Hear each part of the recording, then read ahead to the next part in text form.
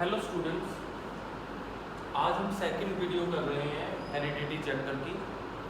Last video में हमने heredity के बारे में पढ़ा कि हेरिडिटी होती क्या है।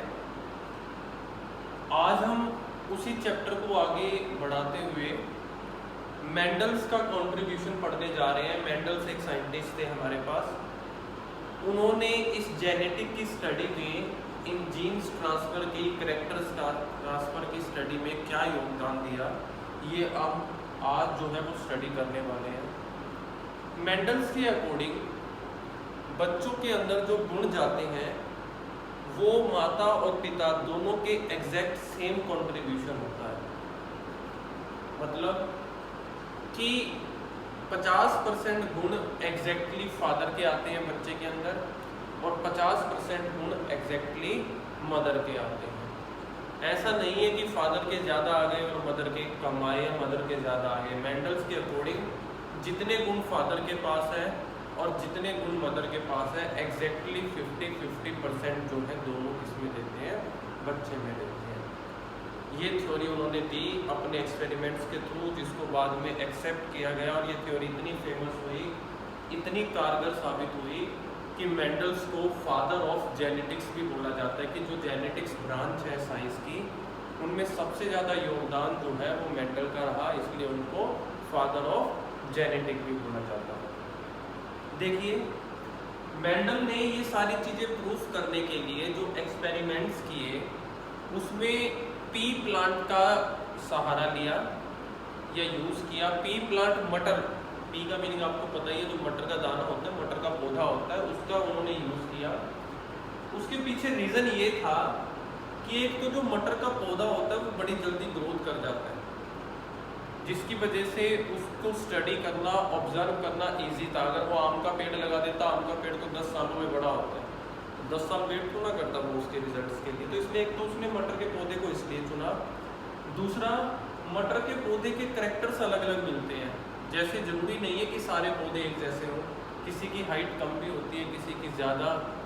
जो बीज होते हैं वो भी अलग अलग होते हैं उसके, कोई थोड़ा येलो, थोड़ा ग्रीन, कोई पूरा राउंड शेप का, कोई रिंकल, उबड़ खाबड़ जो है। तो बड़ी सारी वैरायटीज़ मटर के जो हैं पेड़ में, पौधे में, बीज में पाई जाती है, इसलिए उन्होंने इसको चुना।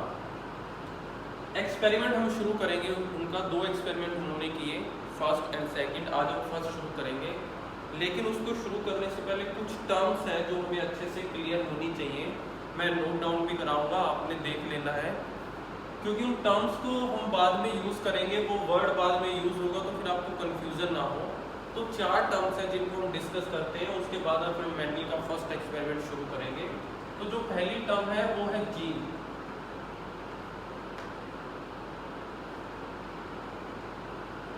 ये है फर्स्ट टर्म।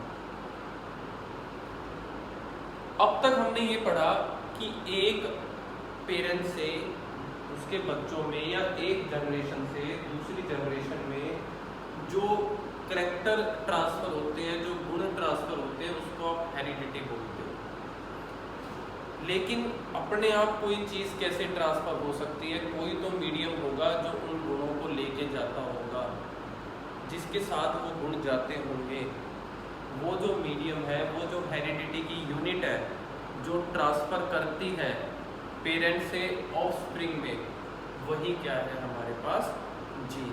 जीन ही वो चीज़ है जिसको ट्रांसफ़र किया जाता है, यही अपने अंदर गुणों को लेके जाती है। तो आपको याद रहे जीन्स क्या होते हैं। जीन्स जो है वही है जो ट्रांसफ़र किए जा रहे हैं। तो मैं लिख रहा हूँ इसकी definition, it is the unit of heredity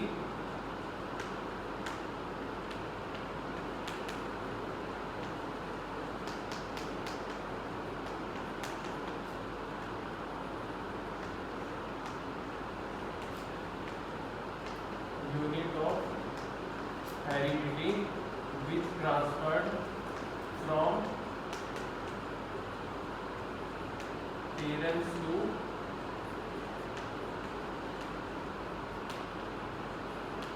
offspring। Parents से बच्चों में जो ट्रांसफ़र किया जाता है, जो गुण ट्रांसफ़र किया जाता है, वो जीन ही है। इसी में ही वो जो क्वालिटीज़ हैं सब इसी में ही होकर जाते हैं। अब गुण तो बड़े सारे हो गए, बालों का कलर, आँखों का कलर, नाक की शेप, कानों की शेप, लिप्स की शेप, फेस की शेप, बड़े सारे गुण होते हैं। सबको जीन तो नहीं बोलते हम, जीन तो एक नॉर्मल नेम आ गया, जर्नल नेम। फिर जब एक पर्टिकुलर गुण की बात करते हैं, जैसे बालों के कलर की बात करें, भाई पेरेंट्स के बालों का कलर क्या था, बच्चों के बालों का कलर क्या है, यानी कि जब एक सिंगल गुण की बात हो, सारे जीन्स में से जीन्स के एक पर्टिकुलर पार्ट की बात हो, तो उसको फिर हम नाम देते हैं एलील।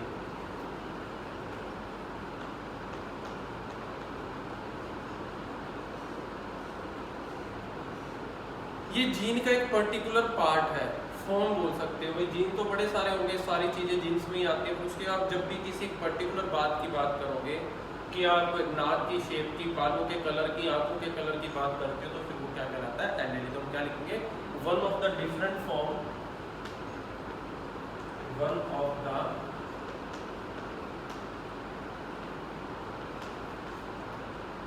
डिफरेंट फॉर्म, ये एक डिफरेंट फॉर्म है पर्टिकुलर जीन की, of a particular gene. For example, जैसे हेयर कलर, बालों का कलर हो गया, इस तरीके से। इसके दो टाइप है हमारे पास। देखिए, एक है डोमिनेंट एलील और दूसरा है रिसेसिव एलील। दोनों का मीनिंग बताने से पहले मैं आपको इन वर्ड्स का मीनिंग बता देता हूँ कि डोमिनेंट और रिसेसिव का क्या मीनिंग है। देखो, हो सकता है कि फादर से बच्चे में 50 गुण आए हो सकता है मदर से भी बच्चे के अंदर इतने ही गुण आए हों, लेकिन सारे के सारे गुण जो हैं वो रिप्रेजेंट तो नहीं होते। मतलब आपने देखा कि फादर से सिर्फ एक बच्चे की आंखों का कलर मैच करता है, तो क्या अब फादर से सिर्फ एक ही गुण आया था बच्चों के आंख के कलर का? नहीं, गुण तो मेंटल कहता है 50% आते हैं, लेकिन मैचिंग में आपको एक ही चीज़ दिखाई दे रही है, तो बाकी के क्या है, बाकी के भी बॉडी के अंदर ही है।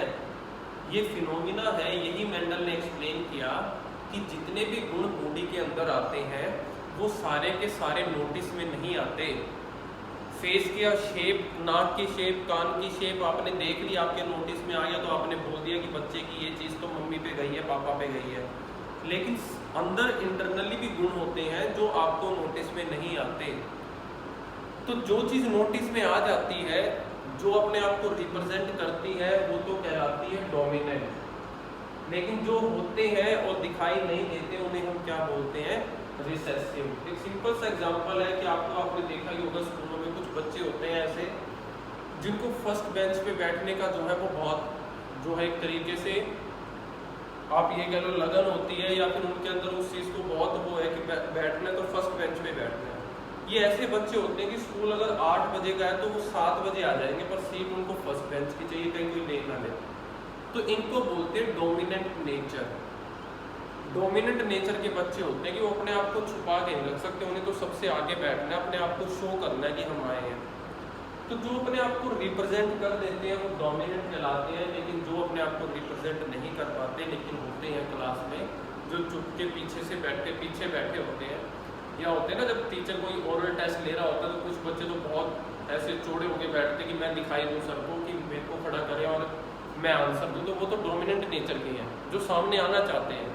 और कुछ होते हैं जो इतना नीचे होके बैठ जाते हैं कि वो सोचे कि बेंच खाली दिखाई दे, मैं दिखाई ना दूँ बैठा हुआ, कहीं मेरी टर्न आ जाए। तो वो कौन होते हैं, रिसेसिव। क्यों? क्योंकि होते तो दोनों क्लास में ही है तो क्लास में ही, दोनों गुण बॉडी के अंदर ही है, पर एक रिप्रेजेंट हो रहा है और दूसरा रिप्रेजेंट नहीं हो रहा। तो क्या लिखेंगे, an एलीली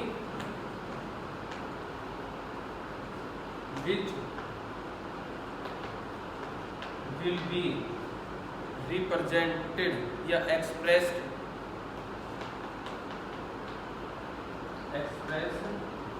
even in presence of another allele of gene, even in presence of another बाकी गुणों के होते हुए भी जीन्स के ये गुण जो अपने आप को एक्सप्रेस करते हैं उसे हम क्या बोलते हैं, डोमिनेंट। एंड एन एलीली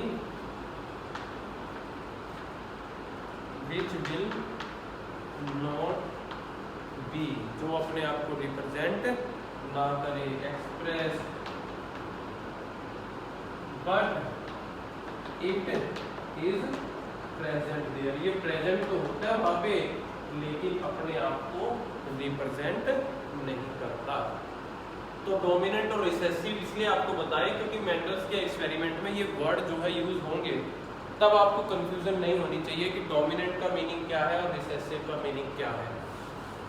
अब हम मेंडल का फर्स्ट एक्सपेरिमेंट शुरू करते हैं जो उन्होंने पी प्लांट को लेके किया। उन्होंने फर्स्ट एक्सपेरिमेंट और सेकंड एक्सपेरिमेंट में क्या डिफरेंस लिया वो मैं आपको बता देता हूँ।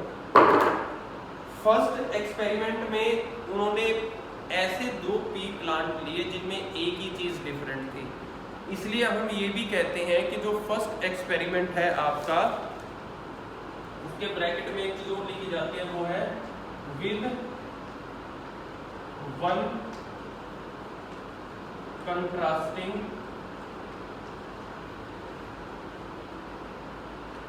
कैरेक्टर। इसका मीनिंग है,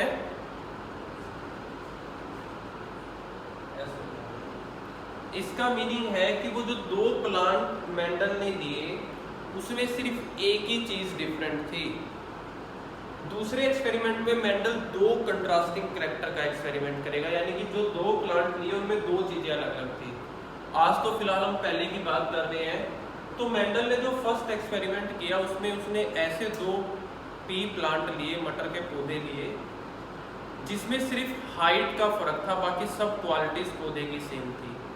एक पौधे की हाइट जो थी वो बड़ी थी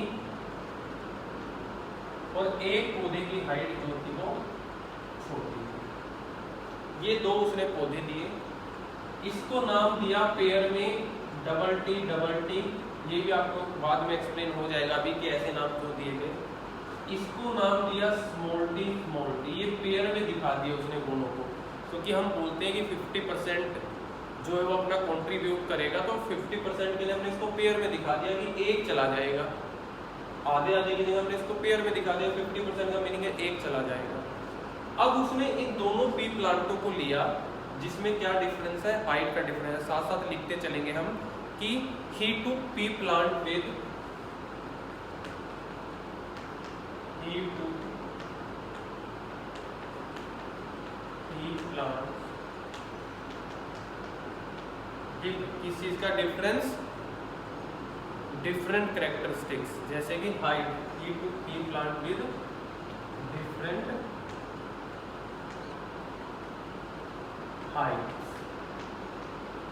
पी प्लांट्स उसने लिए जिनकी हाइट क्या थी, डिफरेंट थी। एक टॉल था, आप लिख सकते हो टॉल एंड शॉर्ट लिया। अब उसने इनको क्रॉस करवाया, पौधों को क्रॉस कराने से आपका यहाँ पे पता ही है एक तरीके, जब एक ही पौधा अपनी जैसों के साथ मिलता है तो उसको सेल्फ पोलिनेशन बोलते हैं, नई जनरेशन बनाना। जब अपोजिट क्वालिटी वाले के साथ मिक्स करते हैं हम उसको नई जनरेशन लेने के लिए, तो उसको क्रॉस बोलते हैं। तो देखिए क्रॉस बोलने का मीनिंग है, हमने यहाँ पे क्रॉस प्रोडक्ट लगा दी, क्रॉस लगा दिया ताकि आपको और इजी हो जाए समझने में। ये भी 2 है, ये भी 2 है और बीच में क्रॉस का साइन है, तो मल्टीप्लाई करोगे तो क्या आएगा आपके पास, देखिए पहले इस टी के साथ करोगे तो आप लिखोगे ये, फिर आप इस टी की दूसरे टी के साथ करोगे फिर भी सेम आएगा। अब इस टी की इसके साथ करोगे तो भी वही आएगा, लास्ट वाला भी सेम आएगा मल्टीप्लाई करके। देखो मल्टीप्लाई का ही रूल है, 4 टर्में हैं, मल्टीप्लाई है, पहले इसको दोनों के साथ करते हो फिर इसको दोनों के साथ करते हो, इस तरीके से हमने किया। लेकिन मेंडल्स ने जो ऑब्जर्वेशन की वो क्या आई कि जब उसने फर्स्ट एक्सपेरिमेंट किया तो उसने एक बड़ी हाइट का पौधा लिया, एक छोटी हाइट का पौधा लिया, लेकिन उनको क्रॉस करने से जो नई कैटेगरी बनी, जिसको उसने F1 जनरेशन नाम दिया, कि जो पहली जनरेशन आई निकल के, उसमें सारे के सारे बड़ी हाइट के पौधे थे। अब उसने सोचा कि गुण तो छोटी हाइट वाले के भी गए होंगे 50%, और 50% गुण बड़ी हाइट वाले के गए होंगे, लेकिन छोटी हाइट वाला गुण तो कहीं नजर ही नहीं आया। सारों की सारी हाइट क्या हो गई, बड़ी हो गई। देखो यही तो रूल कहता है कि दोनों के 50-50% गुण जाएंगे, 50% इसके गए, 50% इसके गए। इस वाला गुण स्मॉल टी था, इस वाला गुण कैपिटल टी था, और दिखाई भी दिया हमने। देखो ये 50% एक कैपिटल एक स्मॉल एक कैपिटल, हमने उसको रिप्रेजेंट भी किया है 50-50% को, लेकिन दिखने में सिर्फ कैपिटल टी दिखाई दे रहा है, स्मॉल टी दिखाई नहीं दे रहा, लेकिन वो एक्चुअल में है। अभी आपको समझाया कि जरूरी नहीं है कि जितने भी गुण जाएं वो सारे दिखाई दे, इन दोनों में से सिर्फ कौन दिखाई दे रहा है, ये दिखाई दे रहा है। तो पहले इसको लिख लेते हैं। देखिए, the first generation produce from them, the first generation produced from them were all tall, सभी पौधे जो है वो बड़ी हाइट के थे। Mendel then allowed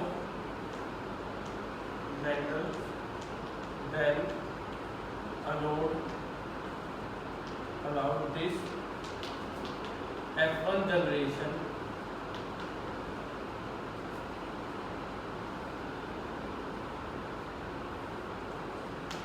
plants to undergo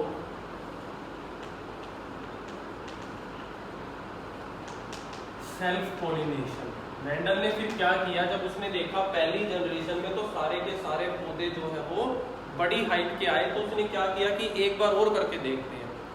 अब उसने इसी फर्स्ट जनरेशन के कोई भी दो पौधे ले लिए, सारे पौधों के कैरेक्टर सेम है नीचे, कोई भी दो पौधे लिए, तो देखो बड़ी बड़ी हाइट के उसने दो पौधे ले लिए उस जनरेशन के, यानी कि जिनका टाइटल था ये। अब ये एक जैसे हो गए, सेल्फ पॉलिनेशन वर्ड इसलिए यूज हुआ, पहले नहीं बोला क्योंकि पहले इसके गुण अलग थे, इसके गुण अलग थे, तो उसको क्रॉस बोला। अब जो आपने लिया है, देखो दोनों के गुण सेम है, एक कैपिटल टी एक स्मॉल टी, एक कैपिटल टी एक स्मॉल टी, तो जब सेम गुण वालों को हम करते हैं तो उसको हम क्या बोलते हैं, सेल्फ पॉलिनेशन। इसकी हमने फिर क्या करा दिया, मिक्स किया नई जनरेशन कराने के लिए, फिर मल्टीप्लाई होगी। देखिए स्मॉल, पहले कैपिटल टी को दोनों के साथ करोगे, कैपिटल टी की कैपिटल के साथ करोगे तो दोनों कैपिटल आ गए, कैपिटल की स्मॉल टी के साथ करोगे तो ये आ गया, स्मॉल टी की कैपिटल के साथ करोगे तो फिर दोबारा ये आ जाएगा, और लास्ट में स्मॉल टी की स्मॉल टी के साथ होगी, ये आएगा। और जो रिजल्ट आया वो ये, 3 बड़े पौधे एक छोटा पौधा, F2 जनरेशन जिसको नाम दिया गया, सेकंड जनरेशन जो आई। अब उसने क्या नोटिस किया कि यहाँ पे तो उसने लंबी लंबी हाइट वाले गुण वाले पौधे लिए, तो रिजल्ट में क्या आ गया, शॉर्ट हाइट, और जहां शॉर्ट हाइट ली थी वहां पर शॉर्ट हाइट नहीं आई। तो इससे एक चीज ये भी क्लियर हुई, जरूरी नहीं है कि आपके अंदर आपके मम्मी पापा के ही गुण दिखाई दे, ऐसा भी हो सकता है कि आपकी आंखें या आपकी जो है नाक या आपके होठ आपके दादा या दादी से भी मैच खाते हो, क्योंकि कुछ चीज़ें ऐसी हैं जो आपके दादा दादी से आपके पेरेंट्स में आई होगी लेकिन उनमें वो एक्सप्रेस नहीं हुई। दादा दादी से पेरेंट्स में आई लेकिन पेरेंट्स में ये छोटी चीज़ एक्सप्रेस नहीं हुई, लेकिन जब पेरेंट्स से बच्चे हुए तो उन बच्चों में वो चीज़ एक्सप्रेस हो गई। तो जरूरी नहीं है, ये एक जनरेशन छोड़ के भी गुण दिखाई दे सकते हैं। तो F2 जनरेशन में क्या देखा कि वो छोटी हाइट वाला गुण आ गया जो कि उससे एक जनरेशन पहले लिया गया था। तो इसका मीनिंग ये हुआ कि ये वाला गुण इनके अंदर ही था, लेकिन इस जनरेशन में तो अपने आप को इस गुण ने एक्सप्रेस नहीं किया, रिसेसिव नेचर का रहा। लंबी हाइट वाला इस जनरेशन में डोमिनेंट नेचर का रहा, लेकिन अगली जनरेशन में वो जो रिसेसिव नेचर था वो डोमिनेंट होकर भी बाहर आ गया, वो भी अपने आप को एक्सप्रेस करने लगा। तो हम क्या लिखेंगे, इन F2 generation, third point, in F2 generation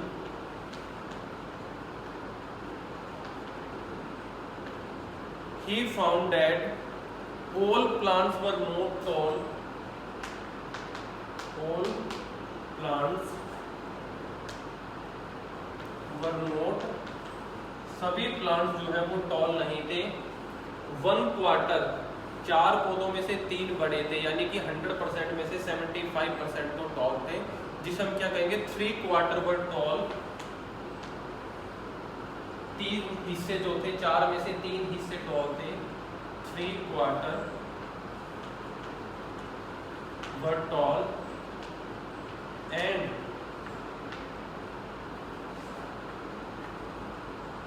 1/4 among them is short. एक जो था वो क्या था, शॉर्ट था। अब ये ऑब्जर्वेशन, जो 3 पॉइंट हमने ऑब्जर्वेशन के लिखे, इस ऑब्जर्वेशन ने ये इंडिकेट किया कि लंबाई और छोटा, ये दोनों जो गुण है वो F1 जनरेशन में भी थे, लेकिन सिर्फ जो लंबाई वाला, टॉलनेस वाला गुण था वो एक्सप्रेस हुआ। इसलिए इसको एक लो दिया गया, इस फर्स्ट चीज को, एक फर्स्ट जनरेशन से जो हमने थ्योरी निकाली उसको हमने नाम दिया लो ऑफ डोमिनेंस। तो मैं पहले इसको रिमूव करके फिर आपको लिख के दिखाता हूँ कि क्या observation I.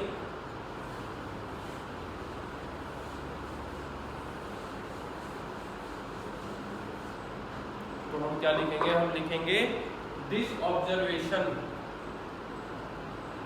Indicated that, this observation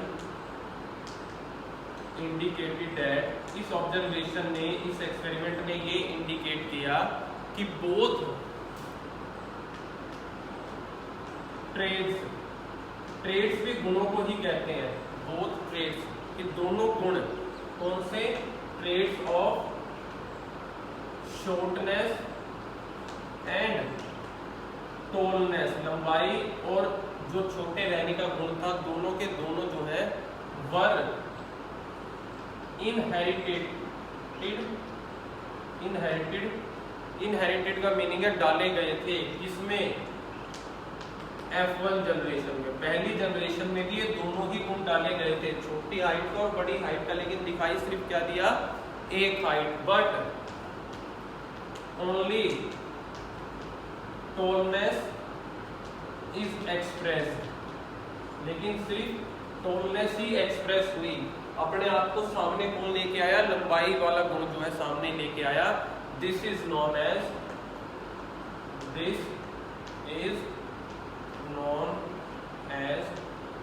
low of dominance. इसे बोलते हैं लो ऑफ डोमिनेंस की। कैसे, दो गुणों के होते हुए भी, यानी कि दूसरे गुण के होते हुए भी अपने आप को दूसरे से ज्यादा आगे लाके दिखाना, जो आपको एग्जांपल दिया था मैंने क्लास का, उसको लो ऑफ डोमिनेंस बोलते हैं।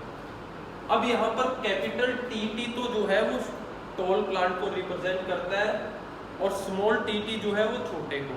तो हमने क्या चीज नोटिस की कि अगर किसी प्लांट में एक भी कैपिटल टी का पार्ट है तो उसकी हाइट कैसी है, बड़ी। देखो चारों में एक कैपिटल टी है तो हाइट बड़ी, इन तीनों में भी एक एक कैपिटल टी है तो हाइट बड़ी। जहां दोनों के दोनों स्मॉल टी है, यहाँ और यहाँ, वहीं पे हाइट क्या होती है, स्मॉल होती है। तो हमने ये देख लिया, बोल देते हैं हम टी एंड टी और स्मॉल टी, ये दोनों जो है are tall plants,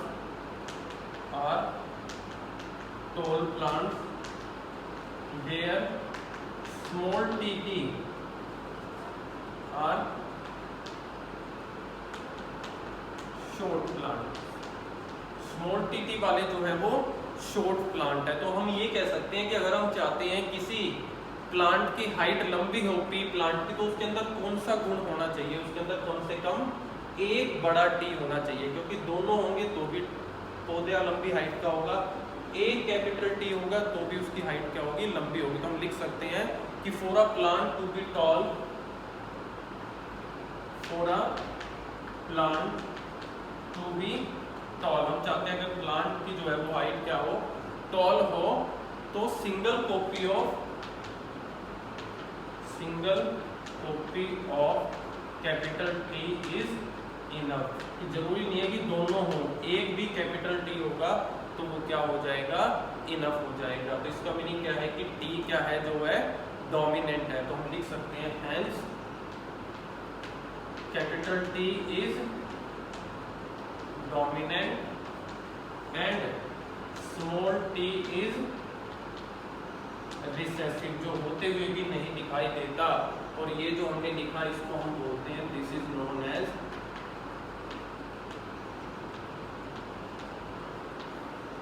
law of, इसका अलग नाम है हमारे पास, इसको हम बोलेंगे law of segregation. Law of segregation का मीनिंग क्या होगा हमारे पास, कि दोनों गुणों के होते हुए भी सिर्फ एक गुण का ही दिखाई देना। देखो डोमिनेंस का तो मीनिंग सिर्फ उस गुण से है जो अपने आप को रिप्रेजेंट करता है, उसे हम बोलते हैं law of dominance which represent itself. लेकिन दोनों गुणों का होना और उसमें से कुछ गुणों का रिप्रेजेंट होना, कुछ का रह जाना, यानी कि डोमिनेंट और रिसेसिव का दोनों का किसी जनरेशन में पाया जाना क्या कहलाता है, लॉ ऑफ सेग्रीगेशन। सेग्रीगेशन का मीनिंग है अलग अलग गुणों का एक साथ रहना। तो ये मेंडल का फर्स्ट एक्सपेरिमेंट था जिसमें उसने ये प्रूफ कर दिया कि अगर दो अलग अलग क्वालिटी की चीज़ों को मिक्स किया जाए तो दोनों के गुण जो है नई जनरेशन में जाएंगे। लेकिन ये ज़रूरी नहीं है कि दोनों के गुण नई जनरेशन में दिखाई दे। हो सकता है कि एक टाइप का गुण तो दिखाई दे पर दूसरी टाइप का गुण ना दिखाई दे। ऐसा हो सकता है कि मम्मी के भी 50% गुण आए बच्चे में, पापा के भी 50% आए, लेकिन बच्चे की शक्ल सिर्फ मम्मी से मिलती जुलती हो, पापा से ना मिलती जुलती हो, ऐसा पॉसिबल है। लेकिन इसका मतलब ये नहीं है कि पापा के गुण नहीं आए, पापा के तो गुण आए। जब उस बच्चे के आगे बच्चे होंगे तो पॉसिबल है कि उनमें पापा वाले गुण दिखाई दे जाए, जो कि हमने यहाँ देखा कि सेकंड जनरेशन में हो सकता है इसके गुण दिखाई दे जाए। तो मेंडल ने यही बोला था कि कंट्रीब्यूशन हमेशा 50% रहेगा, लेकिन कुछ गुण अपने आप को दिखाएंगे जिन्हें हम डोमिनेंट कहेंगे, कुछ नहीं दिखाएंगे जिनको रिसेसिव कहेंगे, और दो लॉज उसने दिए। तो ये था हमारे पास मेंडल का फर्स्ट एक्सपेरिमेंट।